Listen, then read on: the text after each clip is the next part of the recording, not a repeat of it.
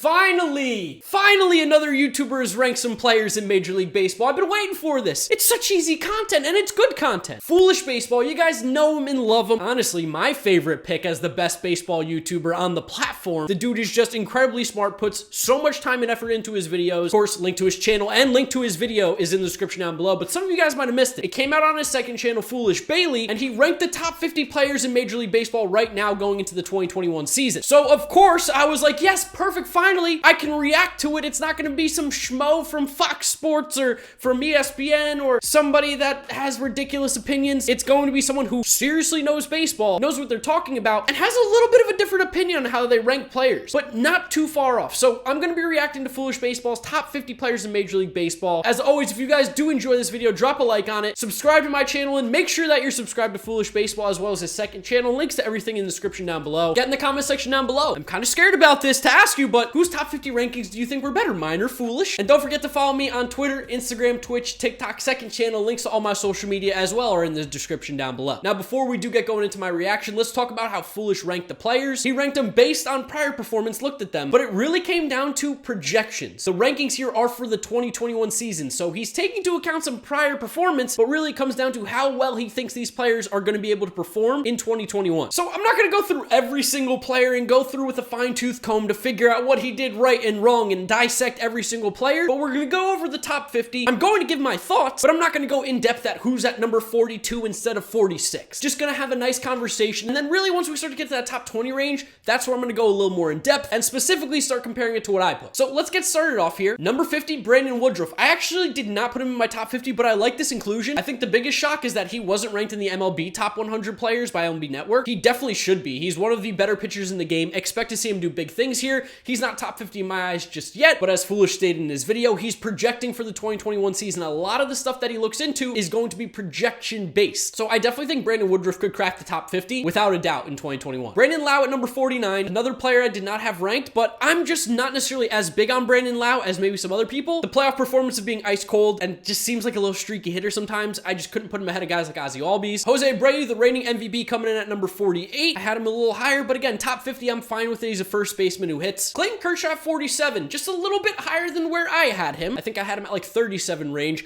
I'm just a big guy in Clayton Kershaw, but I understand with the projection-based rankings that he's doing, why he has him a little bit lower. For me, it wasn't necessarily projection-based, but what I've seen in the past and what I think that they're going to do in the future, and I just don't feel like Clayton Kershaw is going to drop off, but neither does he. I mean, 47, 37, it does not matter. 46, Nelson Cruz, I get it. DH, he's getting older. He shouldn't be this good, but he just continues to do it, and until he shows me he can't, I got to keep putting him higher and higher. I mean, the best DH in baseball. Max Muncy, 45, did not make my list because of a bad 2020, and I just don't typically put a lot of first basemen on there, but I understand why people like Max Muncy. Good eye at the plate. He's going to bounce back in 2021. The lineup is just too good for him to be like this hole that he was last year. He's going to be completely fine. I got no issues with him in the top 50. All the guys that he's named so far that I didn't include were all like fringe top 50 guys for me, so it's pretty close. Walker Buehler at 44, so close I had him at 43, and then Jeff McNeil at 43, I had him at 44, so we were right in the same spot with these two, which is pretty funny to see. Ketel Marte, 42, I had him in my top 50. He's going to bounce back, no problem. Hey, we did it at number 41. We both had Carlos Correa. He then goes with the catcher Will Smith in the top 40. I just didn't rank any catchers outside of JT and Yasmani, but Will Smith is gross. I love his bat, and of course, he's projecting for 2021, so I could see that. Michael Conforto, number 39. I'm glad he put him inside the top 50. He's a great player. We're in the relatively same range. Now, in my top 50, I did not rank Yordan Alvarez, and that's just because he's only played like 80 games. But in those 80 games, he has been a beast to me. He was a fringe top 50 guy. Foolish has him a little higher, but again, it's all projections for 2021, and it looks like he's going to have a healthy beast season. So, okay, I get it. See, the thing that's happening here with Foolish's rankings, as opposed to some of the other ones, he makes sense. I understand his. He's projecting for the 2021 season. So guys who didn't necessarily have a great performance last year aren't getting hurt as much, and he's making sure that he keeps it the same, where we look at Joel Sherman, Brian Kenny, some of the other rankings, they're all over the place. There's no consistency. Everything that he said, I can see, I can understand. Giancarlo at 37. Now, maybe this is a little bit where we have a difference here. Giancarlo just, I can't see him playing a full season. If he doesn't play a full season, I don't see him having this much of an impact. I didn't put him inside my top 50. Need to see him be healthy for a little bit. But if he can play, he obviously has the potential to be an MVP type player because he's that good of a hitter. 36, Aaron Nola, a little bit higher than me, but I think Foolish weights pitching a little more. In the top 50 rankings, it's always hard to do pitching versus hitting because it really is hard to compare an everyday player versus a starting pitcher or even a reliever. But Aaron Nola, one of the top pitchers in the game, so he definitely deserves to be in the top 50. I had him there as well. well. Now, he had Hyunjin Ryu in the top 50. I just didn't put Ryu in mine because while he is a fantastic pitcher, again, I didn't put too many pitchers in my rankings. For the kind of stuff that he has, while his numbers are fantastic, it's hard for me to put him ahead of some of the guys, and again, it's based off of my rankings that I do for all the positions, and Ryu just didn't make it. He was behind guys like Kershaw for me who were towards the back end. JT Realmuto at 34. Here's where I get a little caught up, but it also doesn't really matter. He has Realmuto behind Grandal, who's at 31. Weirdly enough, I had Grandal at 34. JT was a little higher. He was up at 25 for me. I just think JT Realmuto, because of his athleticism, and I know he said like he's not looking too much into WAR and figuring out base running, all that kind of stuff, but I just feel like from an athleticism standpoint and how long they're gonna be able to catch, and the fact that JT Realmuto's bat is just fantastic. I love that he hits for a high average. I know it doesn't particularly matter, but I love that he does hit for a better average than Yasmani Grandal, who tends to walk a little more. If you're putting 2 and 2, I mean, they're 1A and 1B. I'm picking JT, but either or, I guess it really doesn't matter. They're both studs. Marcell Ozuna at 33. I had him in my top 40 as well. Max Scherzer 32. I had Scherzer at 28, so a little bit higher, but again, it's all relatively close. Like,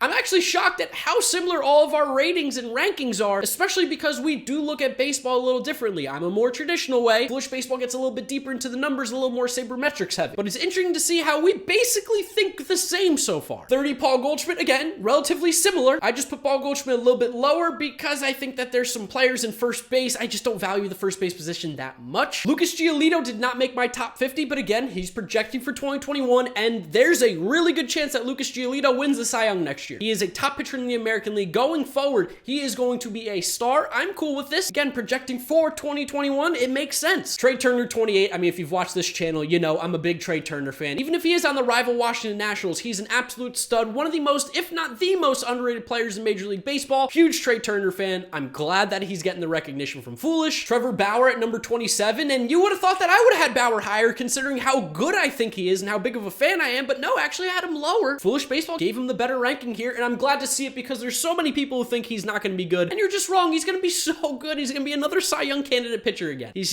too good. Xander Bogaerts, 26. I had him at 24. Very, very close. Manny Machado, 25. I put him up to 17. I think he's a top 20 player in the league. The glove plus the bat, which woke up last year, I think that he is without a doubt a top 20 player, and we're going to see him compete for some MVPs coming up here as long as he stays healthy and continues to hit. The glove is just too nasty. 24, Yu Darvish. I didn't have Yu Darvish in my top 50. I'm not as big of a Yu Darvish guy as a lot of people. I think he's a really good pitcher, but for me to put him in my top 50, just not there yet. He has him ranked as one of the highest ranked pitchers in baseball. I know what he did last year was fantastic and he was great. Let me see a little bit more of him in 2021, and then he can get a little bit higher. But right now, he was outside my top 50. Foolish has him at 24. This is the first, like, big disagreement that we've had, I think. But it's not that I think Yu Darvish is bad. I just don't think he's a top 25 player right now. And then here's another one of our big disagreements. Francisco Lindor. Now, I understand Lindor had a bad 2020 season. It wasn't great, but he himself has said that he wasn't really trying that hard, and not that that's a good excuse. There's no such thing as good excuses, but I think that can show you a little bit as to why the numbers weren't Francisco Lindor-like. You look at the 3 years prior to 2020, he's averaging 30 homers, 40 doubles, and about 20 stolen bases a year while playing elite defense at shortstop. While shortstop is a loaded position, and there's a lot of great guys there, he's the number 1 shortstop in the league in my eyes. He's a top 10 player. Foolish has him at 23. And he has Corey Seager ahead of him, which, like, I can't do that. I can't do that. Especially if you are going to have Matt Chapman at 15 for his defense and the bat. I think you need to give some credit to a guy like Francisco Lindor and even a guy like Nolan Arenado at 19, but we'll get to those in a little bit here. Bryce Harper, 22. I actually have Bryce Harper higher. I have him at number 15. I think Bryce Harper has gotten into this realm of being underrated, and I think Foolish agrees with me. Didn't even make a video about this, but yeah, top 25 without a doubt. Top 20, I think he deserves to be. Bryce Harper's just really good. I think people expect him to be an MVP player every single year like Mike Trout. That's not going to be Harper, but he's going to have an OPS hovering around 900, and that's filthy. DJ LeMahieu, we both had him at 21. Shockingly, I'm excited to see that he agrees with me. Weird that we both have him at 21. And then I had George Springer at 22. He has him at 20. Again, very close. Now,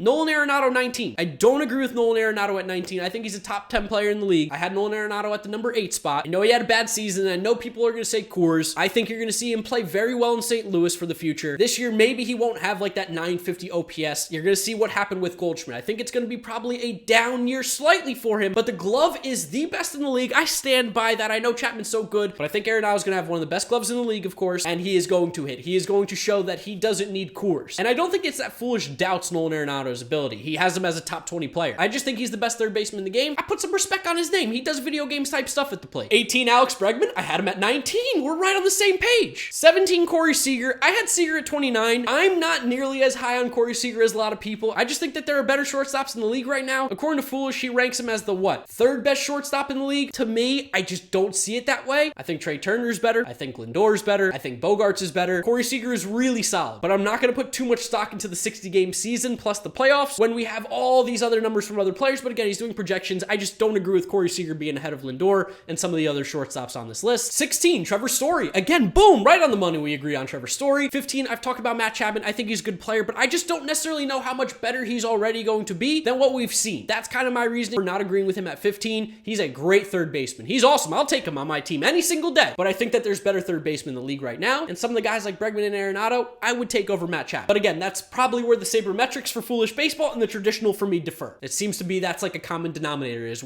how good you think Matt Chapman and Arenado is. Aaron Judge at 14, almost exactly where I had him. I had him at 13. We both agreed that in his rankings, he said, if Aaron Judge is healthy and playing, of course, he's one of the best players in the league. But the fact of the matter is, Aaron Judge can't be projected to play a full season because it just hasn't happened. That's why he kept him outside of his top 10, but he's still a top 15 player for a guy who misses about 40 to 50 games a year. He's a stud. We both agree. Freddie Freeman at 13. I had him at 12. We're very close. Now, he had Bieber at 12, and again, I think this has to do with how he values pitching. I just don't put pitching that high. I had Bieber at 18. Still relatively same area. No problems there. Garrett Cole at 11. I had Garrett Cole at 14. Again, you can see he's almost like moving guys up 3 spots for pitching based on where I had them, and it seems pretty accurate for all of our rankings. Number 10, Cody Bellinger. I had Cody Bellinger at 5. Now, the reason I have Bellinger at 5 is because I think he's a better hitter than he showed in those 60 games. I think Foolish said that he's not going to ever be this top line class elite hitter, but I think Cody Bellinger has the potential to do so. We saw him cut down on strikeouts, which was huge. Get on base a little bit more, has the power and the glove. He's one of the best defensive outfielders in the league. Love Cody Bellinger. I think he's a top 5 player. Number 9, I was surprised. Foolish is a Braves fan. Ronald Acuna. I think Ronald Acuna is a top 5 player in the league. I understand some of the concerns with his game. I don't even know if that's the right way to put it. And based on his top 5, I get it. But I just think Ronald Acuna, I mean, the guy's an MVP player. He's going to be hitting 40 homers, stealing 25, 30 bases a year. He's a great outfielder. And having him now in right field and having Pache in center, I think is only going to help his value because I think that's where he's going to serve best. It bothers me so much because it's the NL East, but Ronald Acuna is just so good. I want to root for the guy. I can't do it. 9, 4, does it really matter? No, they're both top 10, but I'm surprised he didn't put Acuna higher. Really, I am surprised. Tatis at 8, I had Tatis at 10. We're both in agreement there. He is a top player in the game. Doesn't matter how many games he's played. It's what, 160 basically. He's unbelievable. If you've watched this guy play, he is insane. He is a great talent. He's going to be one of the best players in the league for many years to come. Jose Ramirez at number 7. I honestly did not realize I ranked Jose Ramirez at 20. I would have put him higher, but I don't know why I didn't. I think it's just because I like some third basemen a little bit more, but offensively, Jose Ramirez has the potential to definitely be a top 10 player. He's been an MVP candidate multiple times. He balled out again last year. I guess it's just because defensively, I don't think he's even close to some of the guys that I've listed ahead of him at third base, and offensively, it's comparable. Top 10, though, I really don't have a problem, even though I had Jose Ramirez at 20. I'm just interested to see how he reacts now to losing a guy like Lindor in that lineup. Does he get attacked more? Does he get on base more? 6, Christian Yelich. We are both on the exact same page here. Love to see that he doesn't overreact to Christian Yelich's bad season. Top 5, Anthony Rendon at number 5. I had Rendon at number 11, so just outside the top 10. I know Foolish is a huge Rendon fan, and so am I. I just think that if you're going to encapsulate a whole player, the glove, of course, I think matters a little bit. Anthony Rendon is a pretty average to above average third baseman. The bat is just elite, though, for sure, which is surprising. I would have thought he would have ranked fielding a little more, but I think he said it's harder to project fielding, so he did really focus on the offensive stats, so I get it. Rendon, arguably, if not is, the best offensive third baseman in baseball. So, top 5, no issues. Not what I think, but no issues. Number 4, Juan Soto. I had him at 3.